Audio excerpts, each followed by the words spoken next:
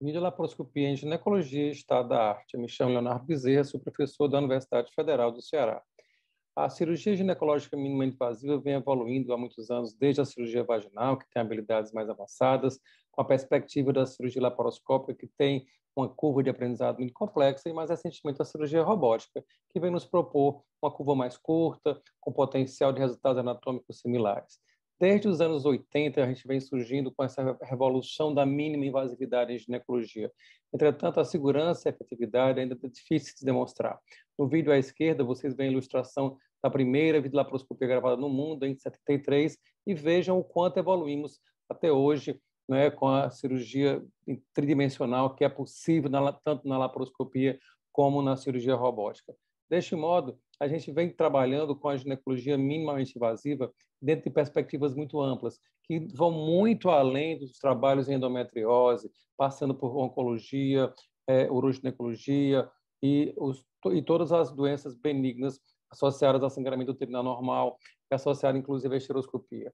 É na laparoscopia que você consegue ter um melhor acesso cirúrgico, a dissecção mais precisa, o uso de estratégias cirúrgicas, e o ensino se torna muito mais viável, uma vez que a gente consegue seguir regras padronizadas. E quando a gente fala do estado da arte e inovações, 3 eventos não devem ser esquecidos.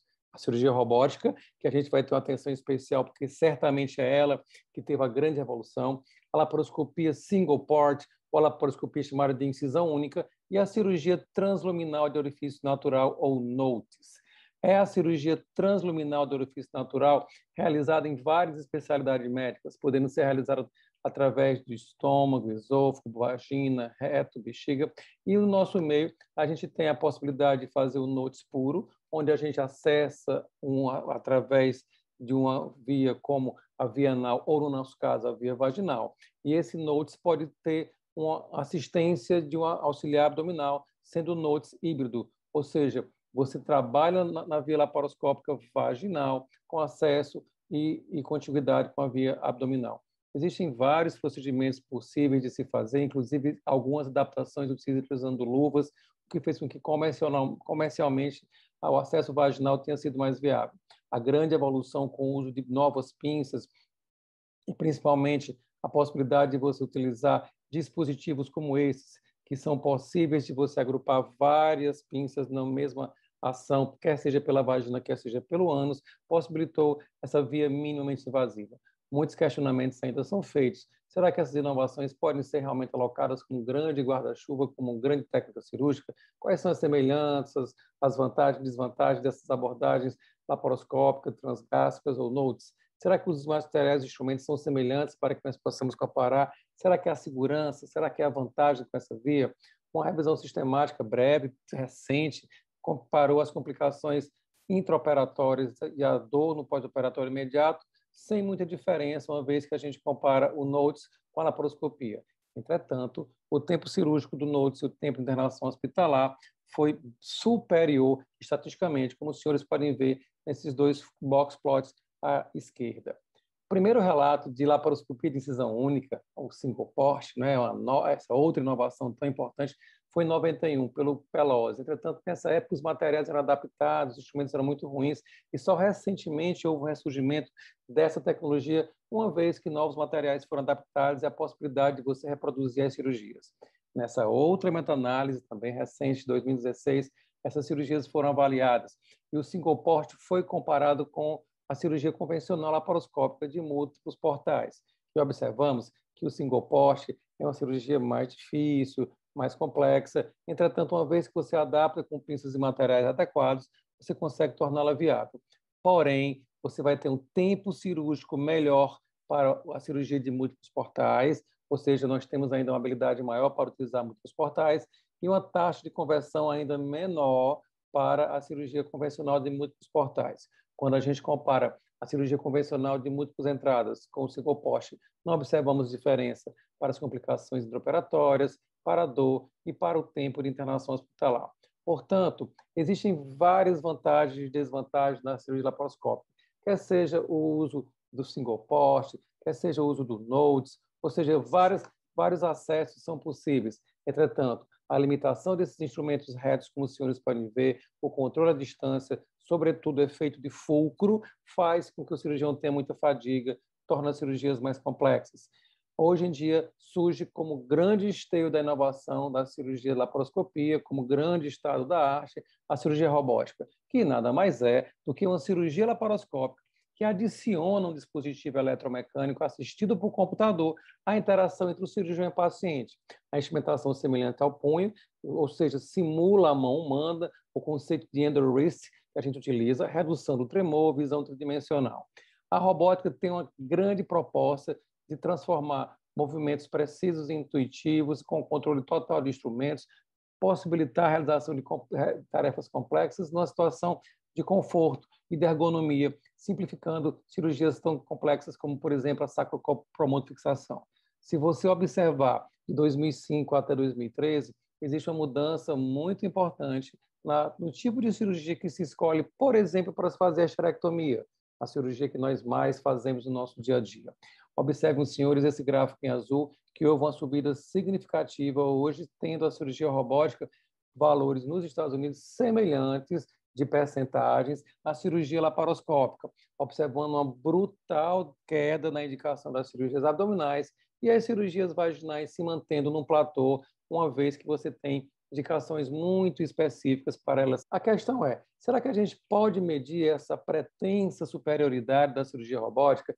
Será que essa curva de aprendizado, que parece ser menor na robótica, pode ser comprovada? Será que os gastos, os danos, as lesões de punho, cotovelo, ombro, que tanto limitam a sobrevida do cirurgião laparoscópico, pode ser uma vantagem medida, aferida? Bom, como os senhores podem ver no canto inferior direito, na cirurgia robótica, a situação de ergonomia, o movimento tridimensional dessas pinças, simulando o movimento do pulso, o cirurgião não se paramenta para operar, então existem muitos confortos na hora do procedimento cirúrgico. Existe uma melhor destreza cirúrgica, indubitavelmente. O movimento do punho que simula essa pinça, na verdade, um movimento superior ao movimento do punho, porque ele tem mais de 7 graus de movimento, rotação de até 360 graus, faz com que você tenha uma capacidade de fazer dissecções mais finas, para dissecções nervosas, dissecções vasculares. O movimento que você faz no dedo, ele tem uma escala, ou seja, você faz um pequeno movimento que corresponde a um grande movimento do braço robô. Os mínimos tremores são filtrados e também há um controle de força significativa aplicado ao robô.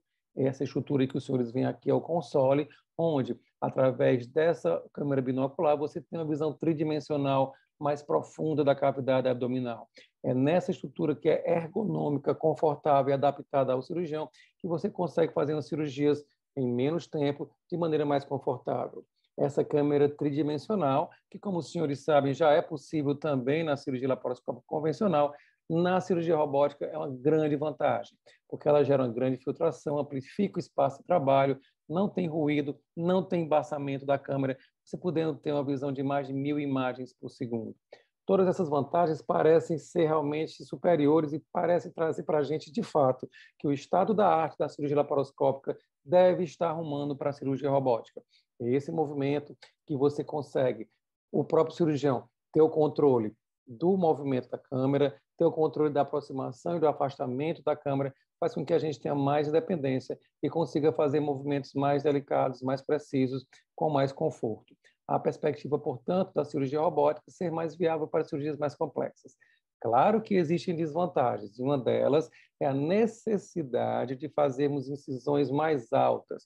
Como os senhores podem ver, os trocáteres são um pouco maiores, acabamos fazendo incisões de até 0,8 centímetros, não na linha da cintura, como habitualmente fazemos na laparoscopia convencional, mas numa linha mais alta, mais próxima à linha umbilical, mais ou menos 10 centímetros de distância, uma posição que, em geral, simula a letra W.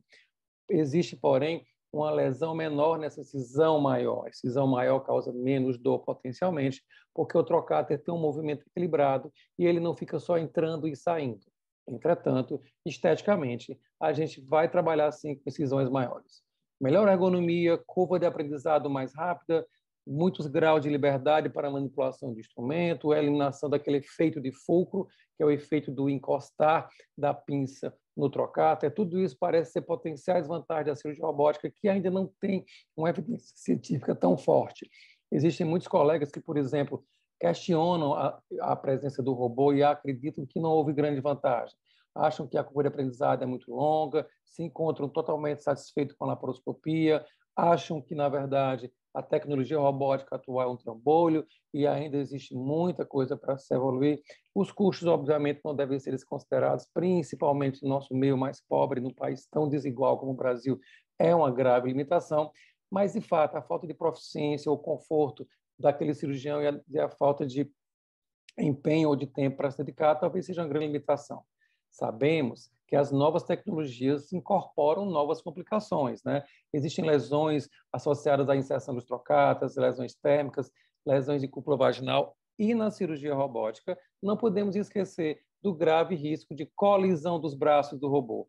Ou seja, existem novas complicações que podem estar associadas ao uso excessivo de força dos braços do robô, a pane mecânica, que pode ser um transtorno, e para superar tudo isso, nada como treinamento. A cirurgia robótica veio dentro de uma nova perspectiva de cirurgia laparoscópica, de uma perspectiva de treinamento, onde você vai passar por simulações. Essas simulações, elas inicialmente são feitas, como os senhores podem ver nessa animação, no canto inferior da tela, através de um desenho animado 3D, que você, através do Mimics, que é um simulador, você consegue passar todos os passos da cirurgia e você só vai em frente quando você consegue uma proficiência de 95%. Uma vez que você passa todas essas 40 horas cansativas no Mimics, você passa para o treinamento em service, e esse treinamento em service antes era feito só fora do Brasil, aí encontro-me eu e o Sidney no nosso treinamento na Colômbia. Hoje em dia não precisa mais ir para a Colômbia nem para os Estados Unidos, a gente consegue fazer esse treinamento no Dry Lab, esse in-service training, aqui no Brasil, no Rio de Janeiro, e depois que você faz tudo isso, passa-se também para treinamento de suturas na caixa preta, bem parecido com o que a gente faz na cirurgia laparoscópica, para depois fazer o procedimento em animais. Aqui, por exemplo, a gente fazendo no nosso treinamento na Colômbia, uma esterectomia em porcos. Depois de tudo isso, a gente não se encontra apto ainda não. A gente ainda tem que passar por uma fiscalização, por um segmento, por um preceptor. O que se questiona é, será que existem potenciais consequências positivas que ainda não foram adequadamente avaliadas? A redução nos custos gerais, uma hospitalização mais curta, menos cirurgias repetidas, uma vez que você teria mais sucesso com a cirurgia robótica, recuperação mais rápida, menos dor, melhora simultânea na qualidade de vida. O nosso grande desafio hoje é o estado da arte encontra um grande avanço tecnológico, entretanto, não temos ainda estatísticas para medir isso. Esse primeiro estudo randomizado controlado, multicêntrico, multi-institucional da Cleveland Clinic, da Mayo Clinic e de Harvard, acompanhou 77 pacientes. Foi um estudo duplo cego randomizado controlado, que seguiu as pacientes durante 6 semanas e 6 meses após a cirurgia, avaliando o tempo cirúrgico, dor pós-operatória e qualidade de vida. Observem os senhores que nesse estudo de inferioridade não houve diferença entre a laparoscopia e a cirurgia robótica quanto ao tempo cirúrgico, principalmente quando você ajusta pela complexidade das doenças, ou seja, a cirurgia robótica acabou nesse estudo randomizado controlado, o primeiro estudo randomizado controlado, o estudo LaRose, ele conseguiu ter um tempo cirúrgico semelhante à cirurgia laparoscópica. Um outro estudo muito interessante, publicado no JMIG, quando você ajusta variáveis como idade, perda sanguínea e número de cirurgias prévias, ou seja, as pacientes que fizeram cirurgia robótica são pacientes mais complexas, pacientes que têm mais cirurgias prévias. Quando você equilibra por essa variável, a cirurgia robótica já mostra um tempo cirúrgico mais rápido, de até 16% menos tempo cirúrgico do que a laparoscopia. Ou seja, a gente tem uma perspectiva muito interessante.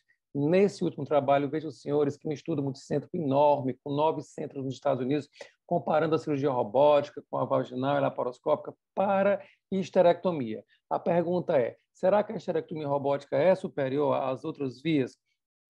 Esse foi o primeiro estudo que comparou as pacientes e que observou que, quando você tinha mais aderências, quando você tinha pacientes com obesidade mórbida e úteros muito grandes, as cirurgias feitas pela plataforma robótica tinham muito menos complicações operatórias, tinha muito menos complicações pós-operatórias, e você tinha cirurgias mais rápidas quando você tinha aderência, obesidade e úteros grandes via robótica. Ou seja, parece que essa melhora, que é estatisticamente significativa, ainda não tem para a gente uma resposta clinicamente.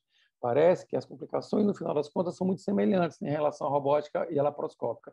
Mas já se vislumbra que, possivelmente, gente, a gente não vai usar o robô para dar injeção intramuscular, como os senhores estão vendo aí nessa ilustração, mas que a cirurgia robótica seria bem útil em casos complexos, como úteros enormes, múltiplas cirurgias prévias e aderências, e na obesidade mórbida, que são procedimentos que fazem com que a laparoscopia se torne mais difícil, mais demorada.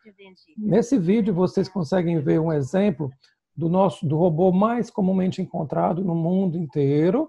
Não é a última plataforma, é a penúltima plataforma SI.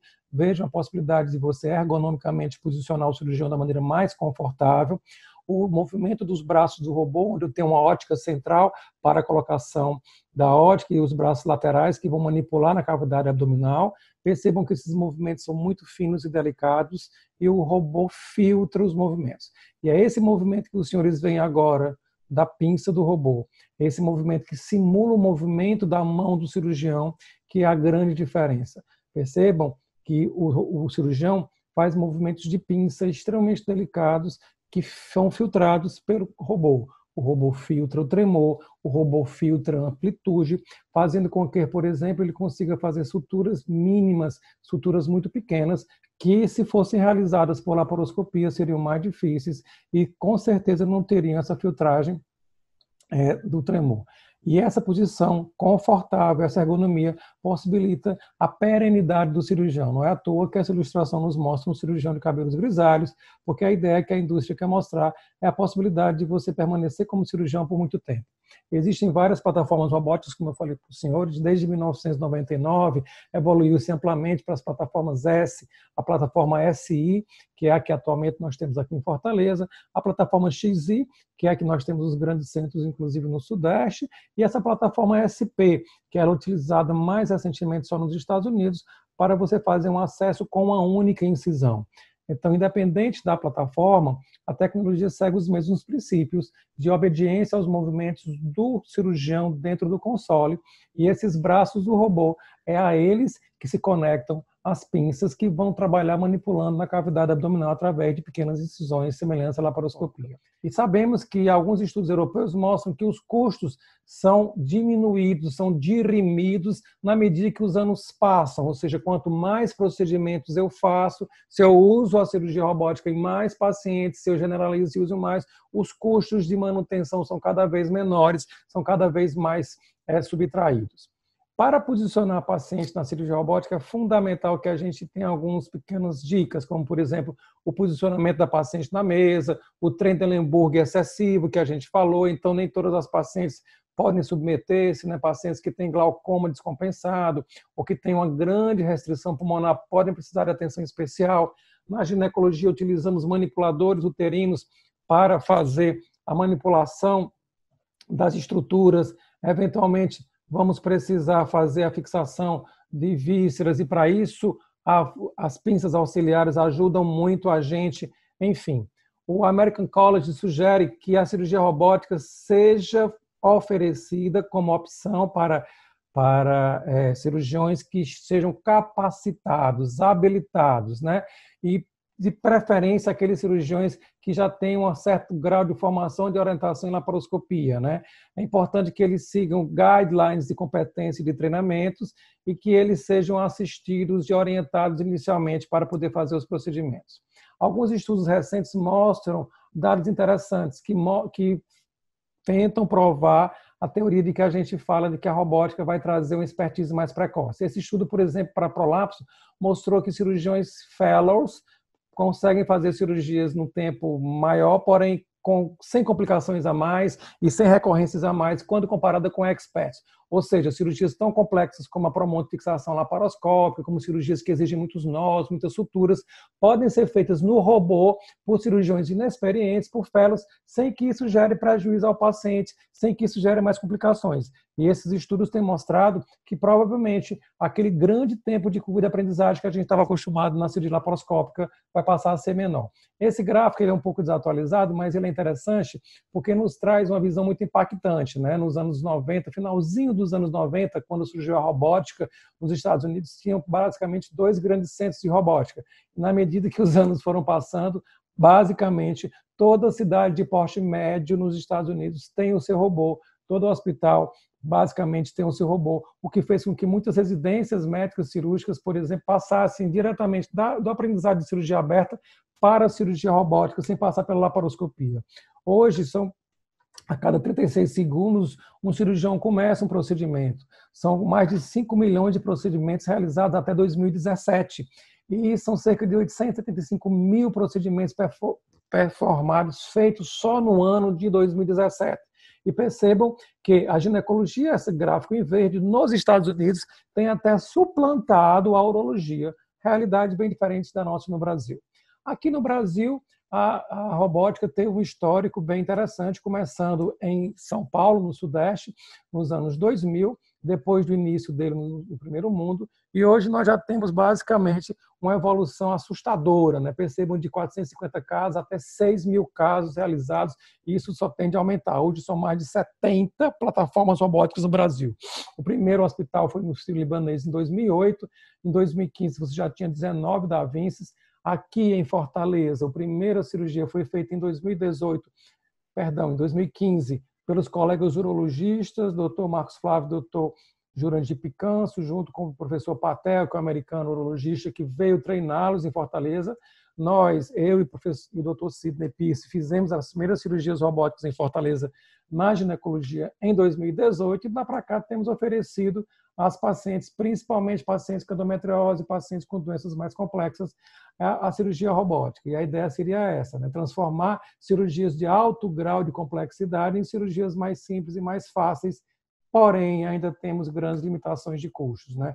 Nem todas as pacientes conseguem submeter. Percebam esse gráfico que mostra como a realidade americana é bem diferente da realidade do restante do mundo. Esse gráfico inferior está um pouco desatualizado. No Brasil, nós já temos 70 plataformas robóticas, mas é importante para vocês perceberem a proporção. Né? De mais de 2.000 plataformas robóticas nos Estados Unidos, nós temos cerca de 600 na Europa.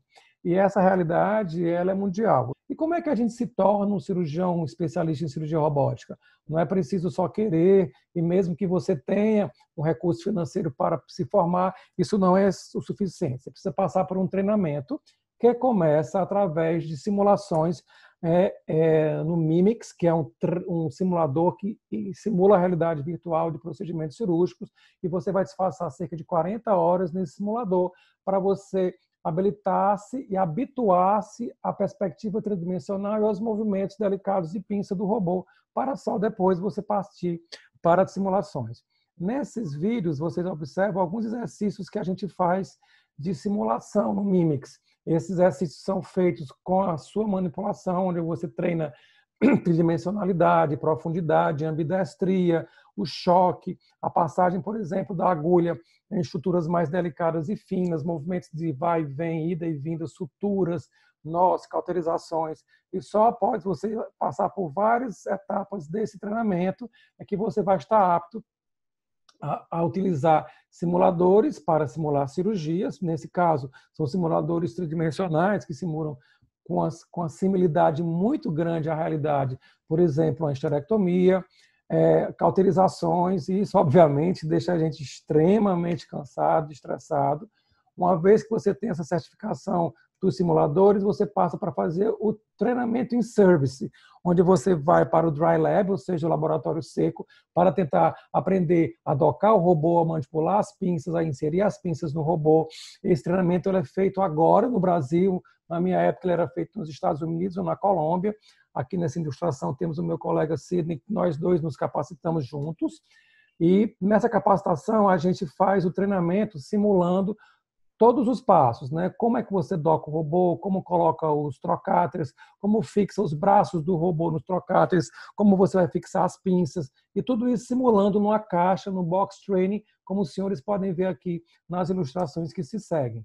Existem também treinamentos mais recentes utilizando a coxa de peru, onde você vai dissecar a coxa do peru e fazer procedimentos cirúrgicos simulados a ele, utilizando todas as articulações das pinças. Existe o DOME, que é uma estrutura também onde você vai passar através desses fios, argolas e pinças e fios, e o treinamento de sutura que você pode fazer nessas estruturas, onde aqui, por exemplo, vejam, A gente está treinando o fechamento da cúpula vaginal no modelo que simula a vagina pós-esterectomia. Depois de todas essas simulações e todos esses treinamentos, a gente passa para fazer o treinamento em animais. No laboratório de treinamento, eles entram com um porco e a gente faz vários procedimentos de robótica no porquinho. É um treinamento de um dia inteiro. Nesse caso, nesse exemplo, os senhores podem ver a gente procedendo com a salpingectomia, que é um tempo da esterectomia no porco. Também fazemos suturas intestinais, nefrectomia.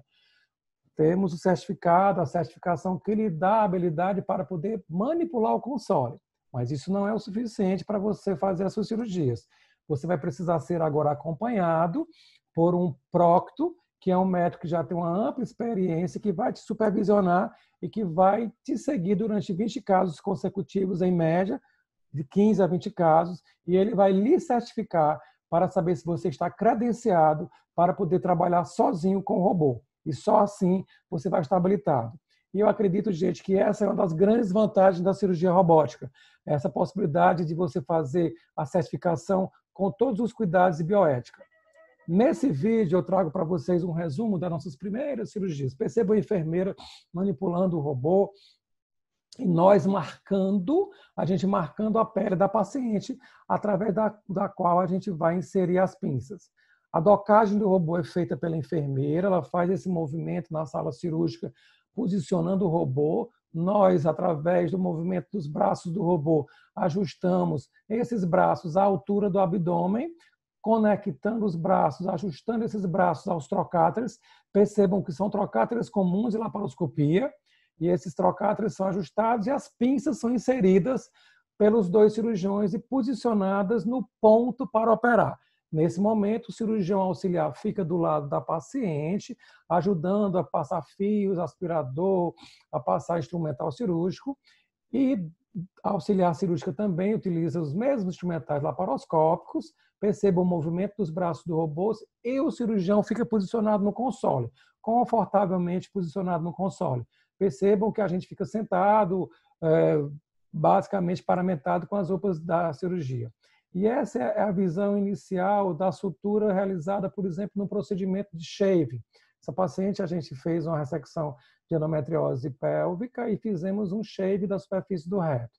Perceba o movimento de sutura. Esse foi um dos nossos primeiros casos. Nós não tínhamos ainda experiência em sutura e já conseguimos fazer com tranquilidade, com um tempo extremamente aceitável, a ressecção do nódulo de endometriose da superfície intestinal e a realização do shaving para endometriose nos primeiros casos que a gente fez. Percebam a facilidade e a intuitividade ao se realizar as suturas.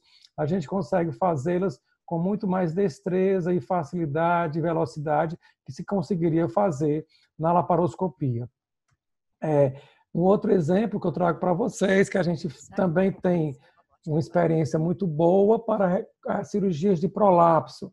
Nesse caso, perceba o posicionamento dos trocáteres, eles ficam em posição de U invertido, e como os braços do robô ajudam a gente a posicionar o intestino, a expor o promontório sacral, a fazer as dissecções mais finas, mais amplas, enfim. Durante essa cirurgia, que é uma cirurgia bastante complexa em laparoscopia, a gente precisa fazer procedimentos de dissecção bem delicados. Aqui no caso, por exemplo, a gente está fazendo a dissecção da bexiga da superfície da cúpula vaginal. E na cirurgia também precisamos fazer vários procedimentos de sutura com a colocação dessa prótese para a correção do prolapso.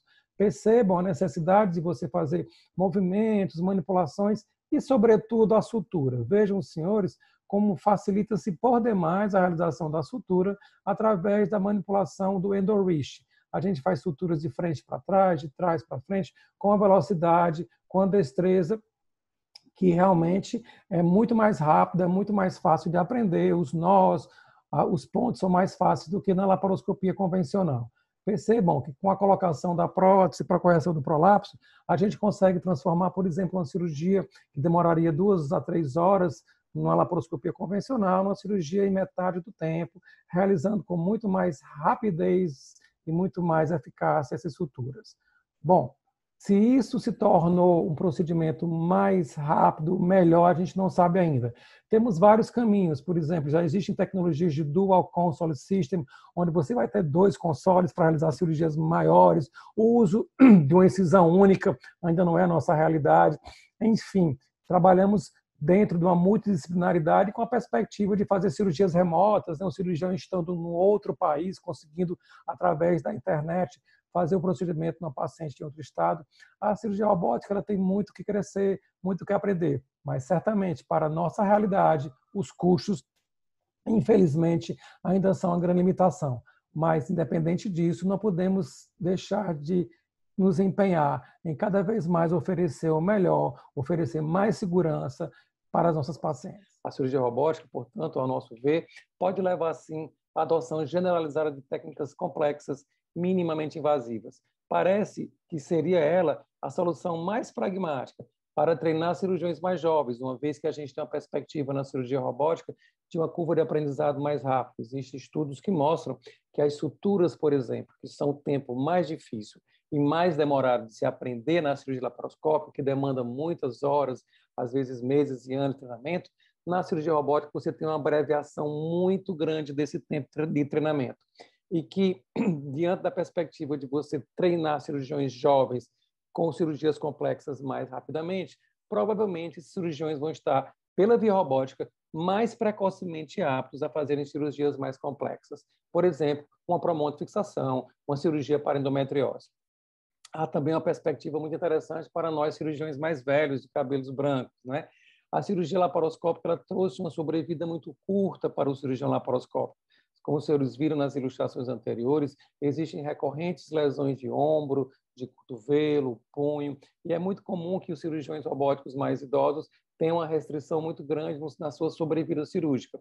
Imaginem os senhores que com a cirurgia robótica a gente vai conseguir aumentar a sobrevida desse cirurgião devido à melhor ergonomia, à maior capacidade desses cirurgiões fazerem o procedimento.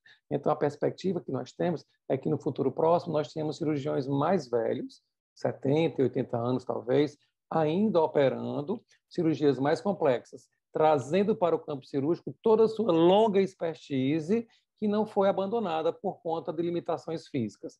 Entretanto, obviamente, os custos hospitalares, os custos de instalação e de manutenção do robô devem ser mais razoáveis. Nós temos perspectivas interessantes no futuro. A cirurgia robótica ela tem um alto custo individualmente, um alto custo de implantação, principalmente em países menores e desiguais. Porém, no cômputo geral, principalmente quando você avalia grandes países, estudos de redução significativa de complicações perioperatórias e redução de internação hospitalar globais, você observa que a cirurgia robótica, no final das contas, sai mais barata. Por quê? Porque com a implementação da cirurgia minimamente invasiva, como vem acontecendo em muitos estados americanos, com a implantação, sobretudo, da cirurgia robótica, tem se feito muito menos laparotomias. E aí há uma perspectiva do custo final de reintervenção, de internação, ser muito menor. Mas a perspectiva mais interessante, que mais nos vislumbra, é a possibilidade de você ter outras plataformas robóticas no mercado. E nós já temos, inclusive, hoje, em estados do Sudeste, a chegada da nova plataforma do NHS britânico, que é uma plataforma que veio concorrer com a plataforma da Intuitive. Tem novas plataformas, inclusive da Medtronic, da Johnson & Johnson, em conexão com o Google, com a proposta de você ter um kit de inteligência artificial que vai fazer com que o próprio computador avalie os riscos e o melhor caminho cirúrgico. Dentro dessa competição maior, com o refinamento da plataforma, provavelmente teremos, então, plataformas mais seguras, mais específicas, menos difíceis de manipular, mais baratas e mais acessíveis. Eu agradeço aos senhores a oportunidade dessa aula e me ponho à disposição para responder perguntas. Muito obrigado a todos.